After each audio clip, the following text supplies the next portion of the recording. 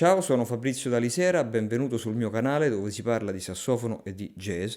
Oggi sarà un video piuttosto particolare per me perché è la prima volta a cui ho deciso di rispondere alle vostre domande. Ne ho ricevute veramente tante, molte più di quelle che credevo, quindi vi ringrazio. Sono arrivato a 3100, 3200 iscritti, adesso 3000, non mi ricordo, insomma, non ricordo il numero preciso, magari lo metto qui in alto a destra. In parte è grazie ai video che ho fatto, in parte è anche grazie a voi che li guardate, quindi grazie dell'attenzione. Allora, iniziamo con tante domande, spero di riuscirle ad affrontare tutte in un video, vi garantisco che io rispondo a tutti. Se il video dovesse diventare troppo lungo, forse potrei decidere di fare due video. Comunque, intanto iniziamo con Luca Tortuga. Buonasera Fabrizio, per me sarebbe molto interessante sapere quando ha iniziato a suonare e spinto da quali motivazioni, con quale metodo ha imparato le note, la teoria, qual era la sua routine di allenamento, come è cambiata nel tempo e quanto tempo in media dedica allo studio ora. Poi avrei un altro migliaio di domande su sax, teoria musicale, musica e musicisti, ma mi rendo conto che, essendo io un anziano che ha iniziato da solo un anno partendo da sotto zero, farei domande probabilmente troppo basilari per quello che credo sia il livello dei suoi follower. Grazie in ogni caso e buone note. Grazie Luca per aver scritto. Come mi sono avvicinato alla musica e perché, spinto da quali motivazioni, mi hai chiesto. Ma semplicemente perché amo la musica. Quindi mi sono avvicinato alla musica per amore della musica. Quando ho iniziato, diciamo che in casa ci sono sempre stati degli strumenti, c'era il pianoforte, c'era la chitarra, quindi in realtà da sempre mettevo le mani sugli strumenti, però in un modo così, non molto ragionato, non molto strutturato. Ho iniziato degli studi accademici in primo liceo, quindi a 14 anni, tra i 13 e i 14 anni grosso modo. Però mi sono avvicinato alla musica con la chitarra, che è uno strumento che tra l'altro suono ancora. Ho studiato la chitarra fino al quinto anno di conservatorio, quindi chitarra classica. Magari alla fine di questa domanda vi faccio ascoltare una cosa che ho registrato con la chitarra, così mi date un parere anche voi. Ed è uno strumento che mi è stato sicuramente molto utile. Ancora adesso credo che il mio modo di suonare sia stato influenzato dalla chitarra, soprattutto a livello armonico. Se devo imparare un brano, se compongo un brano, io ho fatto anche dei miei dischi di musica originale da compositore, vi lascio il link qui. Sicuramente la chitarra mi è utile in questo ed in generale consiglierei a chiunque suoni uno strumento a fiato, sassofono, clarinetto, trombone, qualsiasi strumento sia, consiglierei di saper mettere le mani su uno strumento armonico. Non dovete diventare dei chitarristi o dei pianisti, però può essere utile.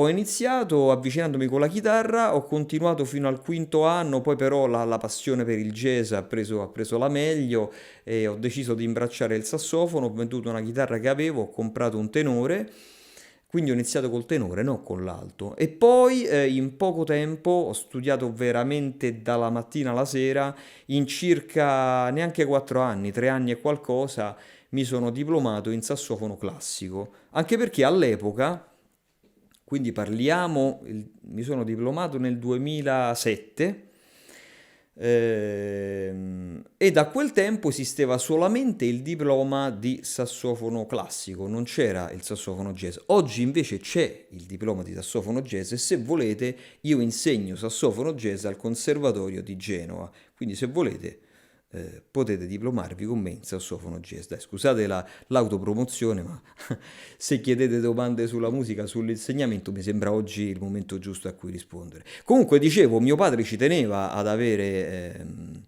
ci teneva che io prendessi un riconoscimento statale, un pezzo di carta, come si chiama, come in genere lo chiamiamo qui, e devo dire che secondo me è anche giusto. Ed in ogni caso io penso, sono un po' contrario, vedo molte persone che dicono il diploma non mi è servito a niente, studiare la musica classica non serve per suonare jazz. Allora è ovvio che se tu studi musica classica non sai suonare jazz, questo è chiaro. Però attenzione, secondo me se studi bene musica classica comunque acquisti tantissima tecnica, lettura, capacità di essere molto puntiglioso, di stare molto attento al dettaglio, a delle dinamiche, all'intonazione della nota, al colpo di lingua, agli attacchi, a tutta una serie di cose che poi ti trovi nel jazz. Quindi nel mio caso, io sinceramente non direi che studiare musica classica sia stato inutile. Tra l'altro la musica classica mi piace moltissimo, forse non la ritengo qualcosa di molto adatto al sassofono. Io ormai suono praticamente solo jazz, per quanto la studio col clarinetto basso.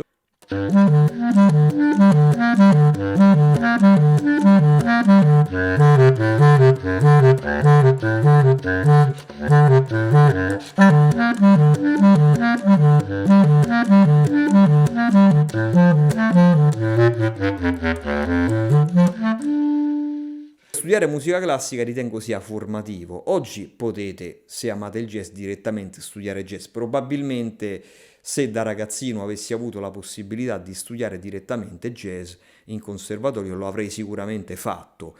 Finito il diploma come sassofonista classico, mi sono poi diplomato in jazz 2 anni dopo, quindi nel 2009. E mi hai chiesto anche qual era la mia routine di studio, veramente ho studiato proprio tanto. Non è che lo dico, non voglio vantarmi di nulla, non me ne importa niente. Lo dico per onestà, non avrei nessun interesse a mentire. Io, scusate se magari do un'opinione diversa da quella che c'è in giro molto spesso sul web, questa cultura del tutto e subito, studia in 10 minuti Lick di Coltrane, studia in 10... Non ci credo, io credo che la musica sia qualcosa di difficile e sia qualcosa che meriti molto studio e molta attenzione. Mi chiedevi qual era la mia routine di studio.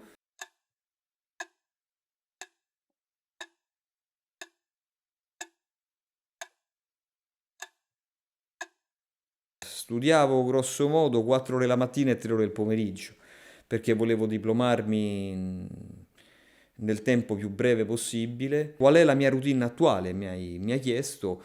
Bah, attualmente sicuramente una cosa che faccio da un po' di anni a questa parte, nello studio affianco tantissimo l'ascolto, non che prima non lo facessi, però veramente è diventato quasi 50 e 50, cioè ascolto tantissimo, cerco di studiare molto l'orecchio, l'ear training, queste cose qui, più che la tecnica, di tecnica ne ho studiata tanta, è vero che per carità si può sempre migliorare, anzi si deve migliorare e se ti vuoi definire un musicista, io ho questa ambizione, non devi mai smettere di studiare, questo è vero, però è anche vero che secondo me arrivato ad un certo punto io credo che la tua sensibilità, il tuo orecchio, secondo me faccia molto più la differenza piuttosto che la tecnica, arrivato ad un livello tecnico buono. Tu mi stai dicendo che studi solamente da un anno, io fossi in te, se posso dare un consiglio ai sassofonisti principianti, direi di concentrarsi bene sulle basi, buon suono, precisione sul tempo, attacchi, intonazione, controllo della dinamica, queste sono le prime cose. È inutile parlare di improvvisazione se non hai un buon controllo del suono. Non devi arrivare ad un livello tecnico ottimo prima di iniziare ad improvvisare, però ad un livello tecnico decente, questo sì. Passiamo alla domanda successiva. Kaf scrive: come destreggiarsi nei 251 maggiori e minori creando frasi interessanti? Innanzitutto ti consiglio di guardare qui in alto a destra, ti lascio un link su dei video basic, dei video introduttivi che ho fatto sui 251.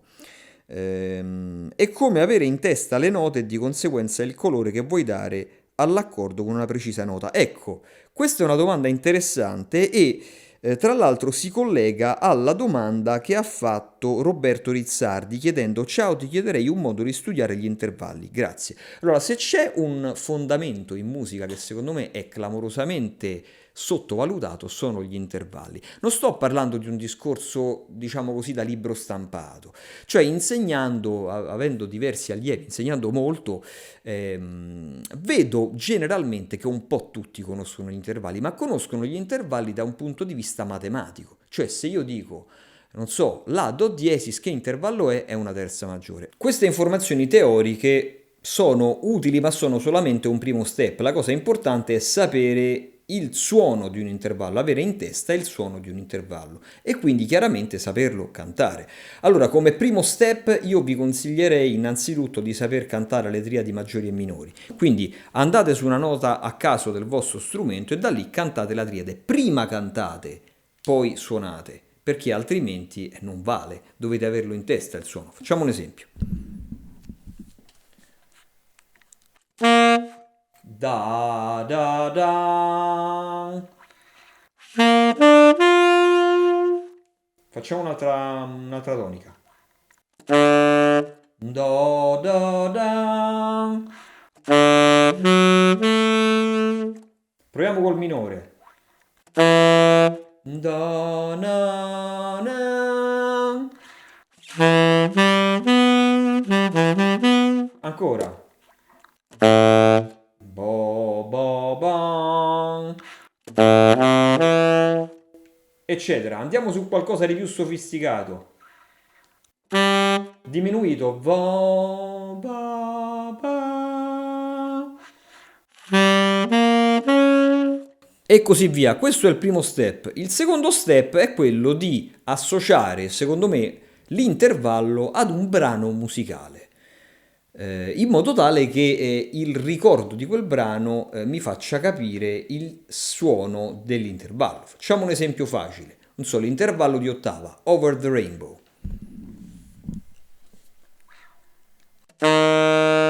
Ba, ba, da, da, da, da, da. Eccetera. Altra nota di partenza. Da, da, da, da, da, da.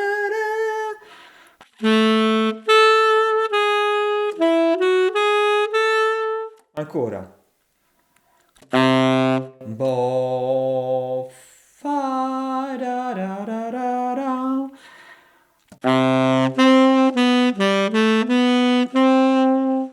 Facciamo un intervallo più difficile, non so, la quinta. Per esempio il tema di Star Wars. Fa diesis, una tonica difficile. Bo, bai, da, da, do, da, da. Altra tonica, sì. Da, bai, da, da, do, da, da.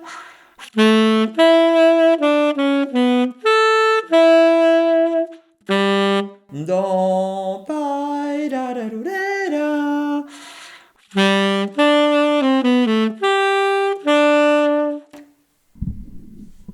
E così via. Questo è quello che io consiglio di fare.